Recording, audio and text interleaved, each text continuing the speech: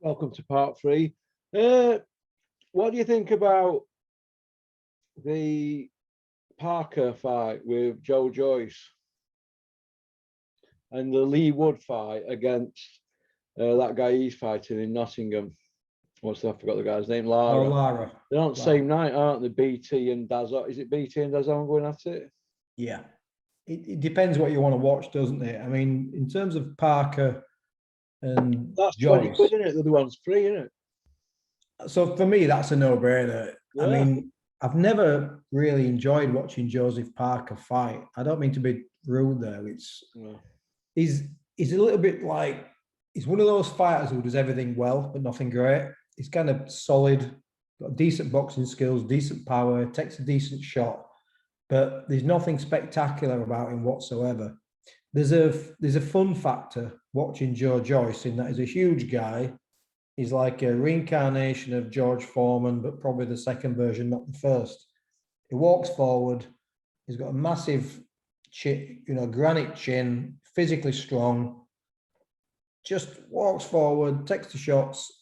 So it's just going to be a case of, can Joyce catch up with Parker, and can Parker navigate the ring enough to win the rounds and steal a decision? Because Parker's not going to knock Joyce out. He's certainly not going to stop him early. We know that. And the thing is, with someone like Joyce, they can take the will away from you. They can just take your heart away by continually coming all the time. Fighters like that, when I was an amateur, I wasn't up to much. I was average, but Usyk dealt with him though, didn't he? Yeah. When you get those fighters who come at you non-stop, it's the horror. But Usyk would always deal with him because he'd just be way too clever. I think it's a good fight. I think the Lee Wood fight and Lara fight is a brilliant fight, actually. But I think Joyce would probably outlast Parker. It's not a confident decision. And for me, the problem that we've got now, I'm not suggesting that there's going to be a trilogy between Usyk and AJ, because I don't think Usyk would fancy that. I think Usyk wants Fury or nothing. And then I heard Fury was saying he's got a backup plan if Usyk doesn't want the fight, which tells me I thought you were retired. So make up your mind at what you are. So for me, what the winner of Joyce and Parker, what's the result of that? What's the outcome of that in terms of on the global stage? You're still waiting. You're still stood in a queue waiting. Yeah, so which is what we said about the light heavyweights domestically. Just keep fighting each other, because the heavyweight division, the heavyweight picture in terms of the belts, you're frozen out for some time. And only in the event that Usyk retires and Fury doesn't fight Usyk do the belts get broken up. And then you might get a chance of some crumbs. But other than that, it's a decent fight. It's not worth 20 quid, mate. I won't pay 20 quid for that. Do you think that fighters are not willing to risk the positions when they're getting a good ranking and they just want to sit on them? I've always got two points of view on this, generally because I've been in the sport. So my first point of view is what's best for the sport of boxing, and what's best for legacy is taking all these hard fights, taking the dangerous fights, proving you're number one. Yeah. Paying boxing respect and all those great fighters before them by achieving success and by fighting the best. That's what's the best for boxing. But what's the best for boxing is not what's the best for boxers. So if I was, if my son had carried on, he was going to watch amateur and talk to him out of it. If he'd have gone professional, what route would I have gone with my son? Realistically, real hard question to answer, actually, because I've got the side of me that's a traditionalist in boxing, and I'd really want him to go down that traditional route. And I've got another side of me that says, do you know what? It's a hard sport. No one cares about you when you finish with this sport. Get the most amount of money you can for the least amount of risk. So it always depends on if you're on the outside looking in, doesn't it? Or the inside looking out. The fans want the best fights. But the people like the people looking after these fighters, they want what's the best for themselves.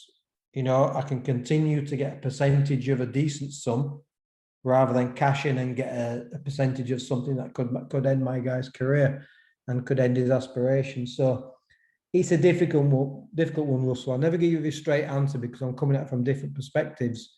However, if fighters continue to avoid each other all the time, we've talked about the UFC, haven't we?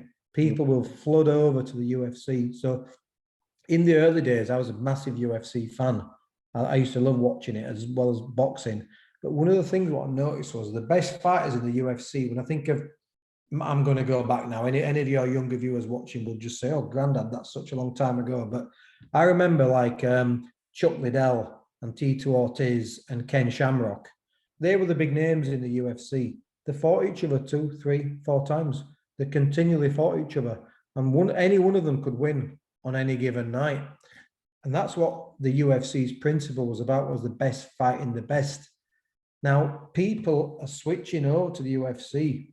People say that's rubbish, that's nonsense. I've got data to show that it's nonsense. The people are moving over to the UFC because the general principle, and I know it's an organization, it's not MMA as such, the general principle is you're on a contract with the UFC, you will fight who I tell you to fight.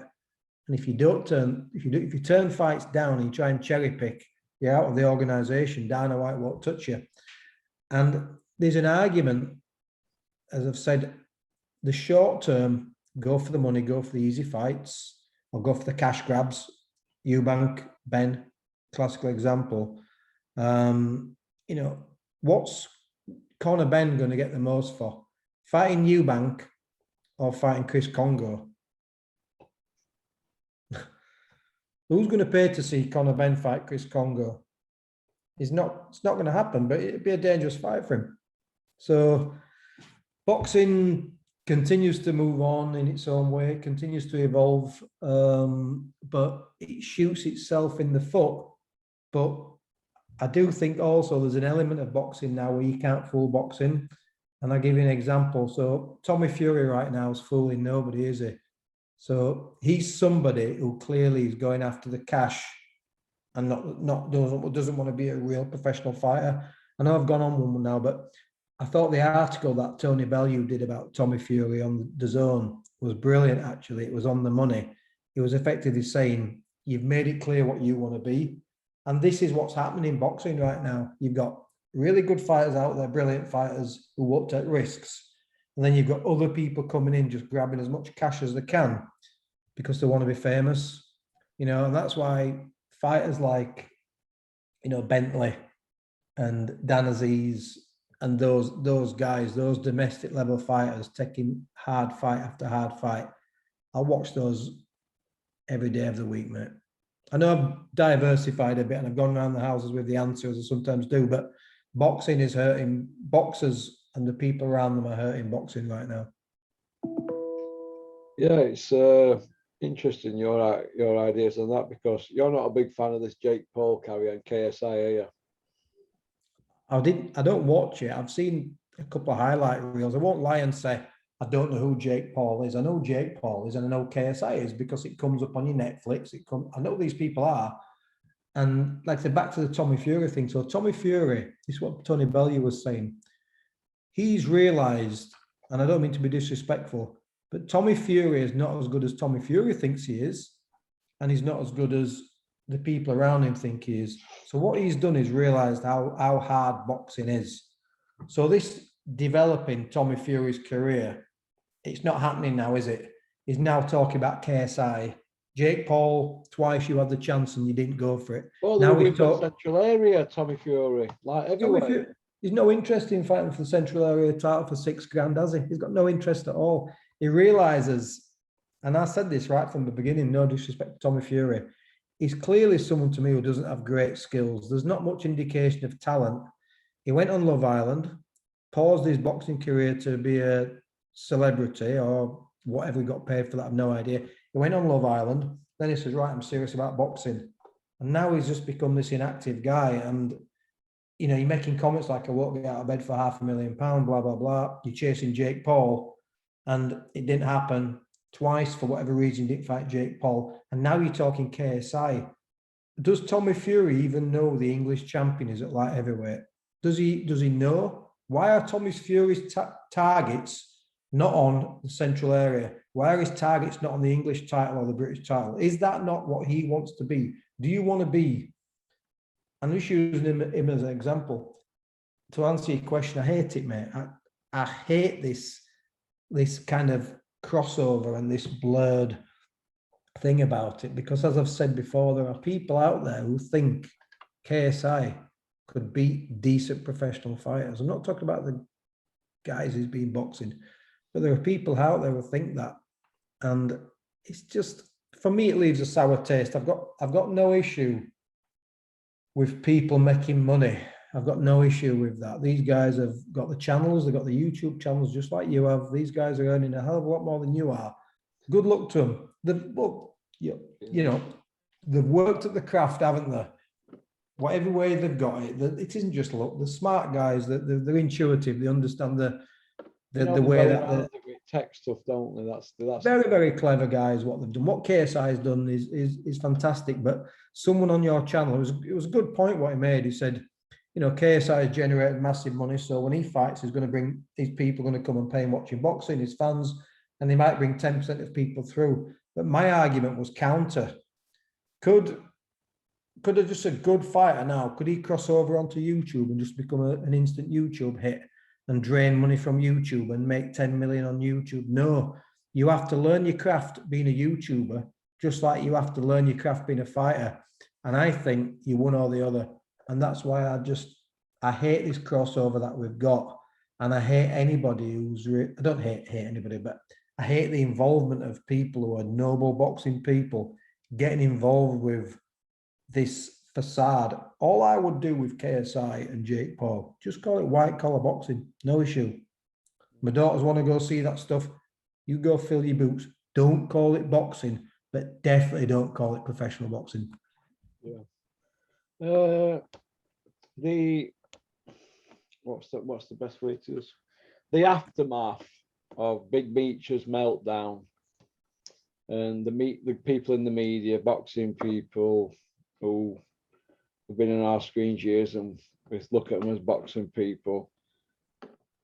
Why do you think they were all coming out like that? Is there some fear going through industry where you can't rock the boat with certain people at the top? Is that where we're at now, where people want to talk about it, but they don't want to come out and say it? He got beat, didn't he? And these people trying to defend it, and now they're spinning it into Terry's right on this, that we're a split decision, and there's controversy, and now they're talking about a trilogy, aren't they? But it was like a cover-up thing. It reminded me of OJ Carry On. Do you know that? Yeah.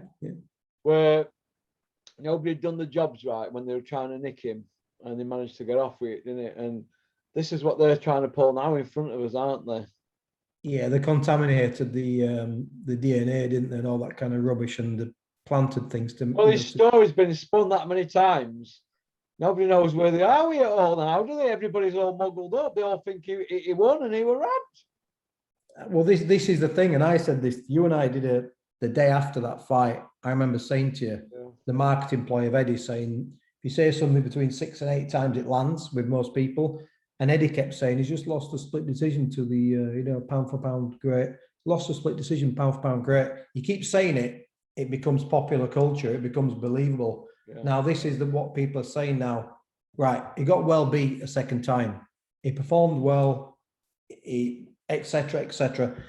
He lost more rounds than he won. Quite clearly lost 8-9 rounds at least out of that fight for a second time. So how many times do you have to spin that? It's just the people, the Gad and Spencer Oliver. I mean, you expect it from the Gad, don't you? You expect this sycophantic drooling and drivel, because you've just said it. It's about access, isn't it? Yeah. Let me just point something out to you here, right? The Gad. Do you know where he makes mistakes, right? This is where he makes mistakes, and this has come from 2 production people who I know who worked at Sky. They're not there now, they're doing other things, but this is where he makes mistakes. And Adam Smith made that mistake as well when he was at Sky, and he nearly lost his job he nearly lost his job, Adam Smith, for getting too close to the fighters. You've heard the Gad come out and he's saying, I'm on phone to so early hours, I'm giving him support, all sorts of fighters. What happens when he has to do a piece on their fights? He's going to be biased, isn't he? And this is where he's not as good as the others. You look at that Andy Scott at Sky. He's not biased, is he? He's probably one of the best ones out there at Sky. Do you know what I mean? But he's not biased, Andy Scott. The rest who are there are just happy to be there. They're biased. Now, the Gad, you can't say not about Tyson Fury or Ebony Bridges without him coming to their rescue. Is he their PR person? No, he isn't, is he?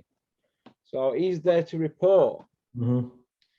He's saying with Dylan, well, I've never heard him say once, well, Dylan, it's approaching 4 years now for this B sample. Where is it? I've never heard him come out with that. Because they'd be on him, wouldn't they? What are you on about? Don't give him an interview. So he can't make out he's Mr. Unbiased on Talksport. He's the most biased guy out there.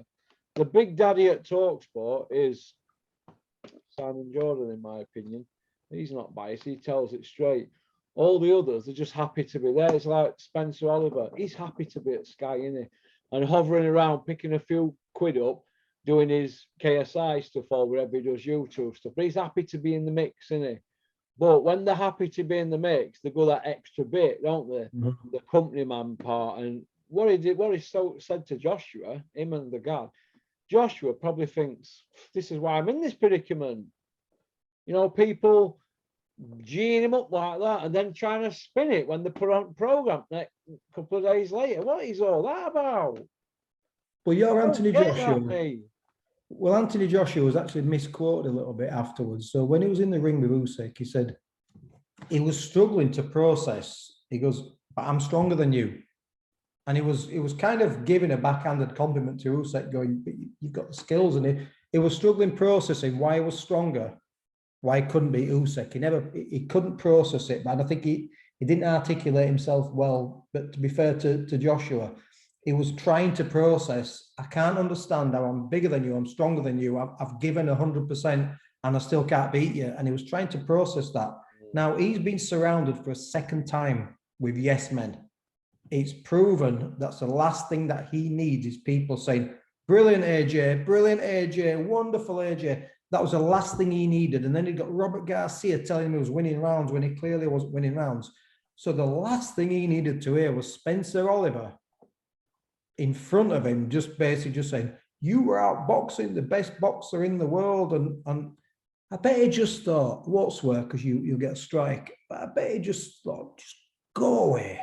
This is, like you just said, this is why I'm in this situation, because there's something on Netflix, really quickly, anybody who's seen this will think it's just absolutely brilliant program, fascinating. It's called The Foxcatcher. It's about a guy who inherited, it's a true story, a guy inherited tens and tens of millions of pounds from his parents or whoever. This guy was a weird kind of introverted guy. And he had this fantasy about being an American wrestler. Not the WWE, a proper, Greco-Roman wrestler or American wrestling. And he got all these coaches around him. True story. It's on Netflix. You got to see it, mate. Nobody would tell him that he was garbage. This guy, this wrestler, he was a weedy little guy. And they had him wrestling. And they faked these events where he was wrestling other wrestlers and pinning them. And everybody was cheering him. And he was kind of a sad individual, actually. And clearly Joshua can fight. But if anyone's seen The Foxcatcher, they'll know what I'm talking about. He was surrounded by people who didn't want to be cut off from the payroll. He'd got a coach. This guy was like the worst fight you've ever seen in your life. Honestly, your little ones would have pinned him, mate. He was just awful. He couldn't fight. But he got like this world champion and Olympian coaching him, living with him, and everybody was on the payroll. He ended up cracking up and killing somebody, mate. But everybody was on the payroll for this Foxcatcher. It's an unbelievable true story. On Netflix. Yeah, it's honestly, mate. It's the most fascinating thing I've seen in ages, mate. And this is a very, very similar situation with Joshua. I'll watch that. Seriously, mate, you watch it, it's amazing. Everybody, you'll think it's a parody, by the way. You'll think this is just a bit of a mockumentary. It's not. It's a true story. Absolute true story.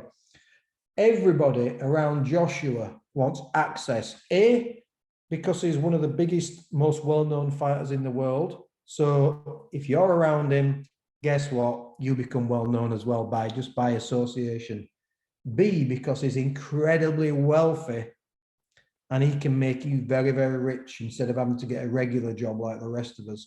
So people, and C, you can talk about him, you can be a pundit like the Guard and everybody else. It makes you sound like you're connected to all these great people when you're talking, when you're reporting on them.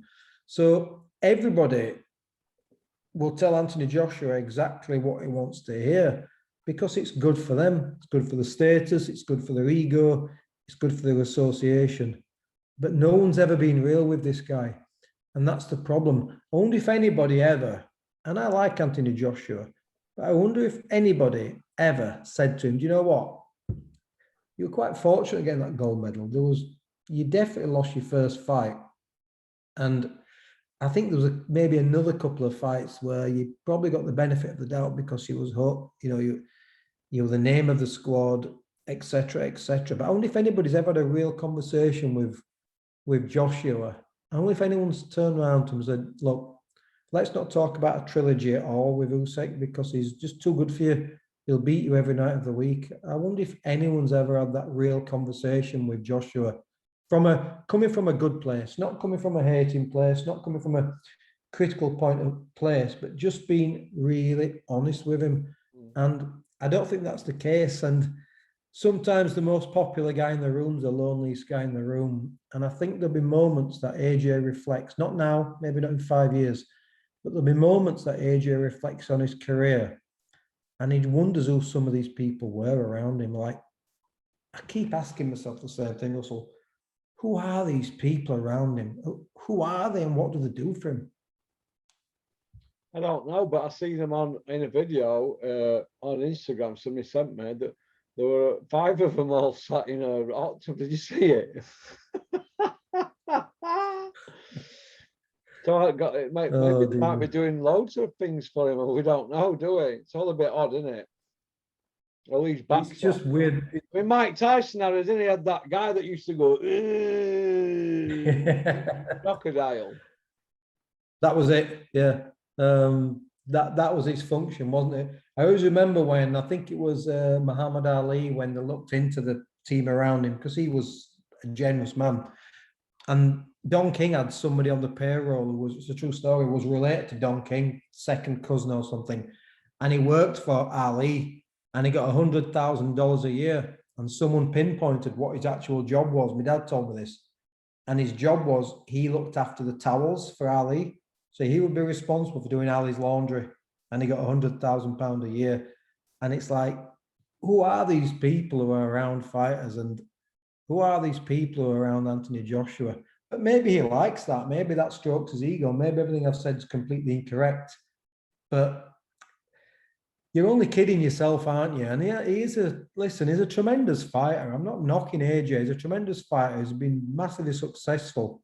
But you could see the frustration boiling over in that fight. And it was like, he couldn't understand why it hadn't worked the second time around.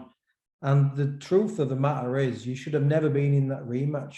That's the truth of the matter. If those people really cared about you, they would have told you to just avoid that for the time being.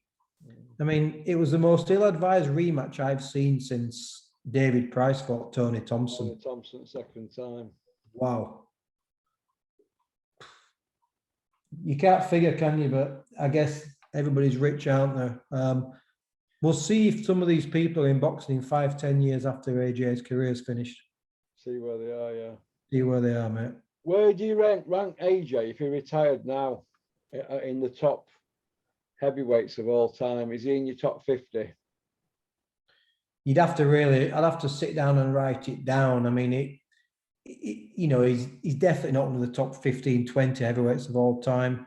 I fundamentally believe, maybe it's because I'm from that golden era, but I think I'll give you an example.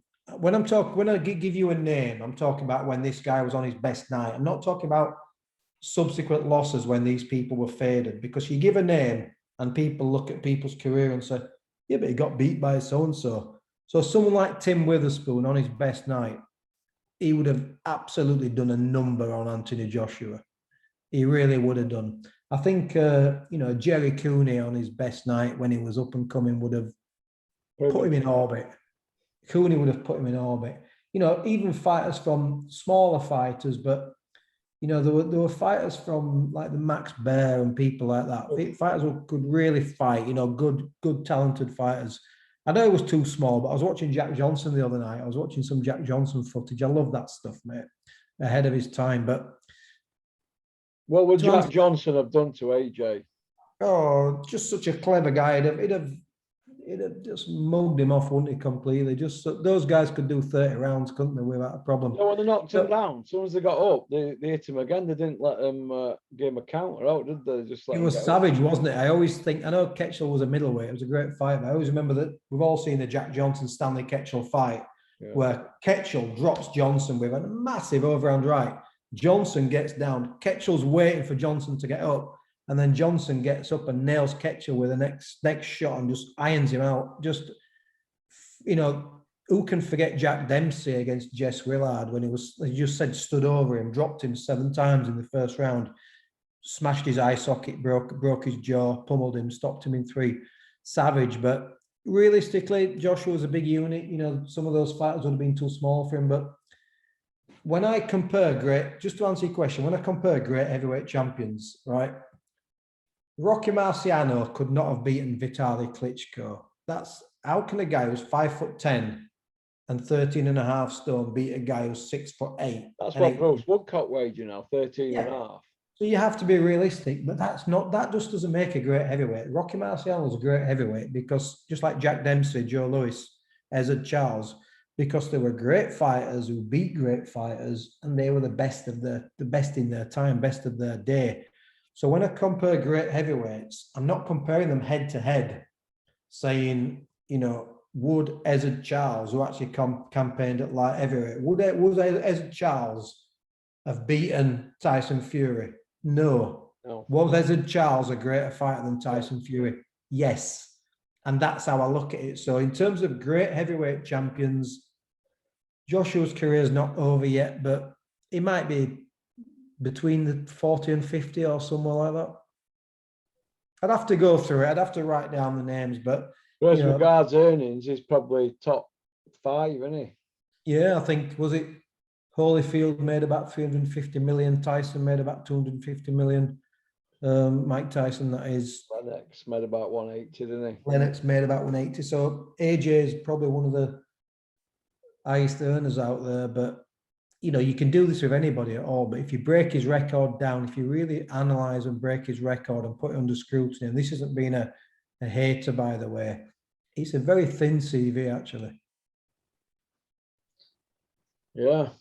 There's an argument to say Tyson Fury's got a thin CV as well.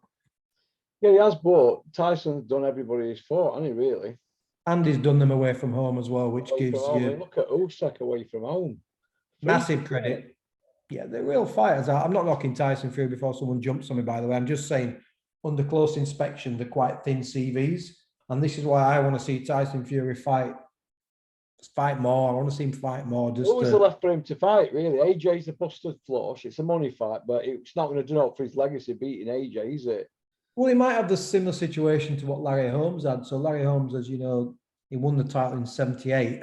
And even though he beat a very faded Ali, but Holmes didn't have massive opposition himself. Tyson could just fight 3 times a year, knocking top 10s out.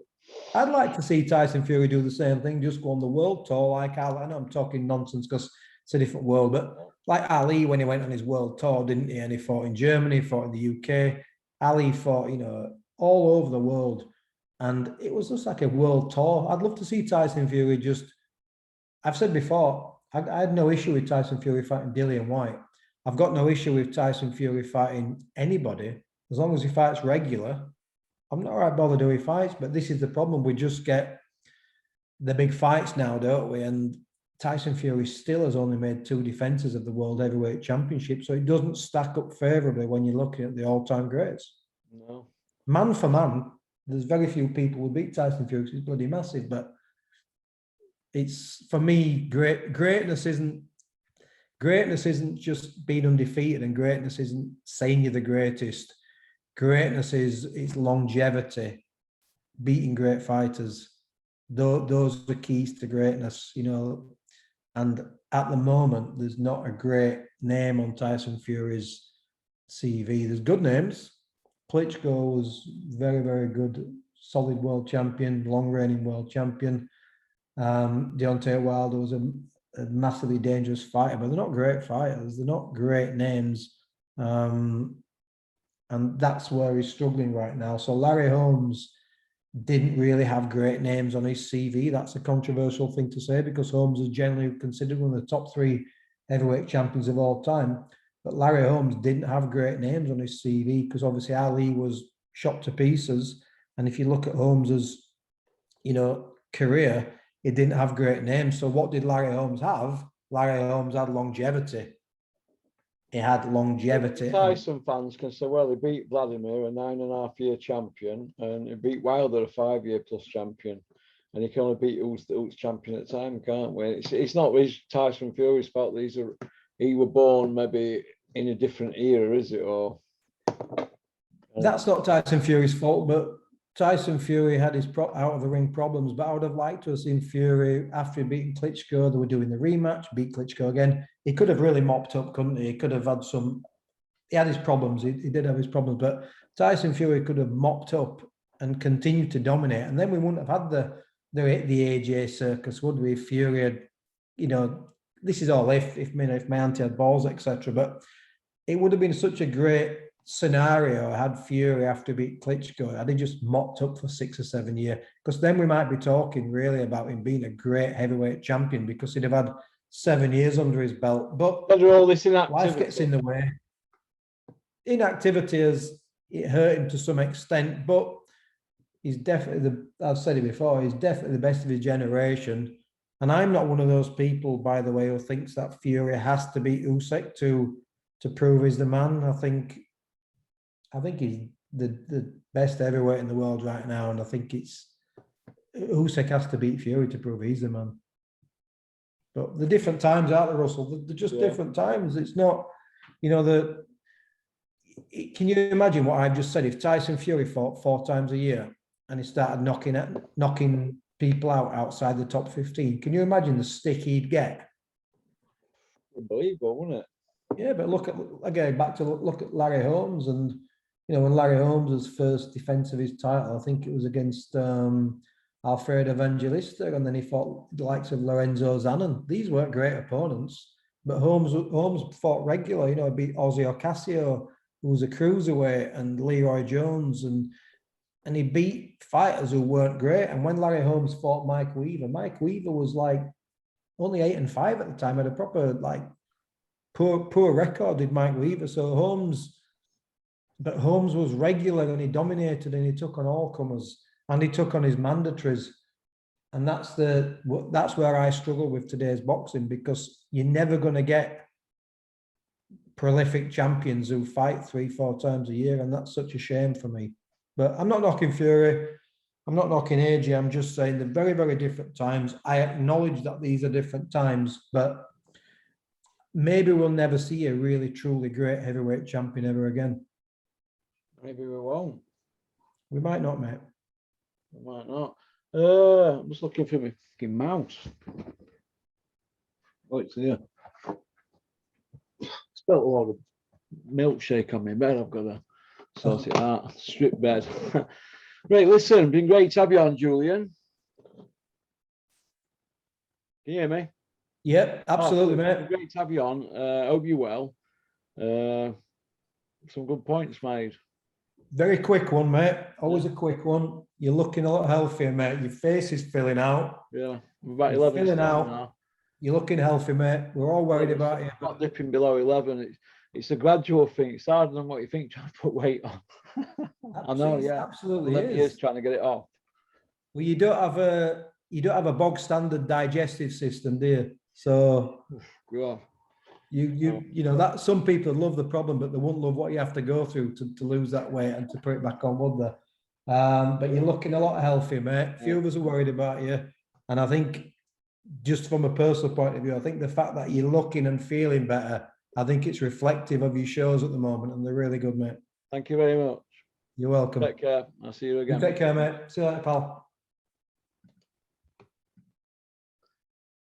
That was Julian. Oh, camera's here. I'll have a play sound with this. That was Julian. I hope you've enjoyed it. I'm going to sort my kids out now because they're terrorizing me today. Peace out.